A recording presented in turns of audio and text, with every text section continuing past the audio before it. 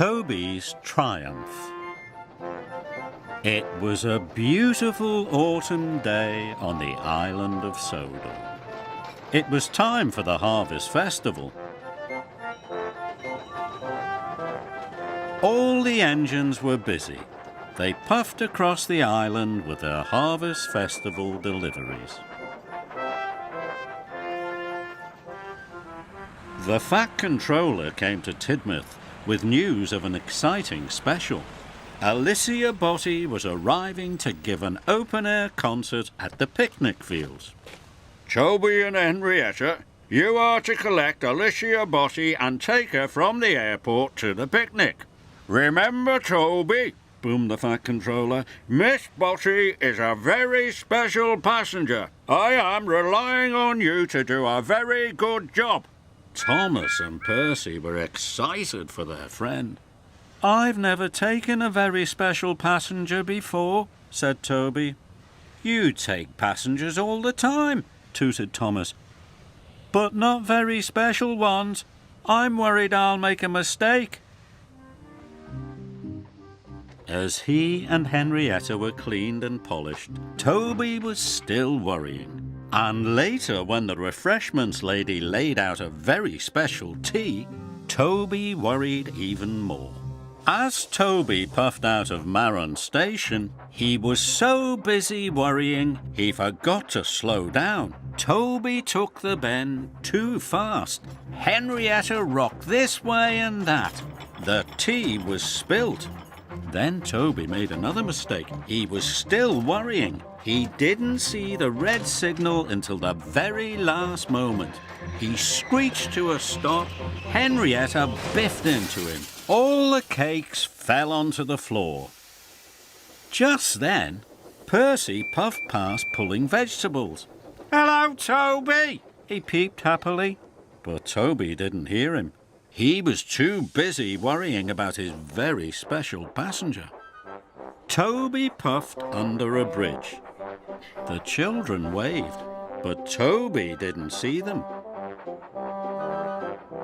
He was so busy worrying that he made another mistake. Toby took the wrong track.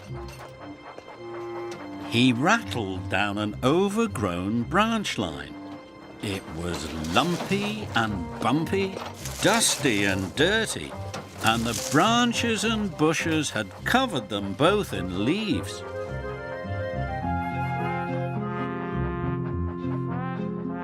Thomas puffed by, pulling trucks of tomatoes. "Hello, Toby," he tooted. "What's happened to you?" But Toby didn't hear him. He was still too busy worrying about his very special passenger. Toby picked up speed. He was so busy worrying, he didn't notice the farmer waving from the fields. And he didn't notice the dip in the track and the big mud puddle. "Slow down!" cried Elizabeth. But it was too late. Toby splashed through the puddle. Henrietta was covered from bumper to buffer in dark brown mud.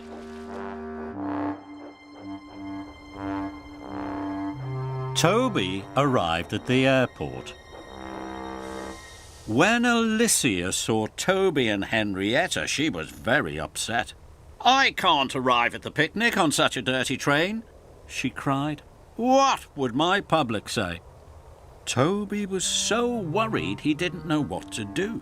If Allicia Botti wouldn't get into Henrietta, Toby couldn't take her to the picnic, and the concert would be cancelled. Allicia saw that Toby was very worried. "Don't worry," she said. "A good clean is all you need." So at last Toby stopped worrying. Allicia carefully boarded Henrietta, and Toby steamed away to the washdown. "Don't worry, Toby," cried the workman. "We'll soon have you sparkling like new." They cheerfully got to work with buckets and brushes. Henrietta loved the foam and the fuss. Allicia Botti thought it was fun too. "I've never seen a coach have a bath before," she cried. "How delightful!" Soon the workmen were whistling, Allicia sang, and the refreshments lady made another special tea. And Toby stopped worrying. Everyone had fun. Before Toby knew it, it was time to go. Toby steamed towards the picnic fields. He came to a steep bend. Now he wasn't worried and he didn't make a mistake. Toby remembered to slow down. He puffed perfectly round the bend. He wheeshed through Knapford Station, while Allicia enjoyed her very special tea. Toby was doing a splendid job. When the children called "Hello, Toby," he rang his bell brightly. Toby wasn't worrying anymore. He took the right route and started to enjoy his journey. Even when he saw cows on the track, Toby didn't worry. Everyone helped clear the track. "Shoo, cows," sang Allicia Botti. And Toby joined in, ringing his bell. Soon the tracks were cleared and the cows were safely in their field. Toby puffed on his way. Toby stopped smoothly at the picnic. Everybody clapped. Allicia was happy, and so was the Fat Controller.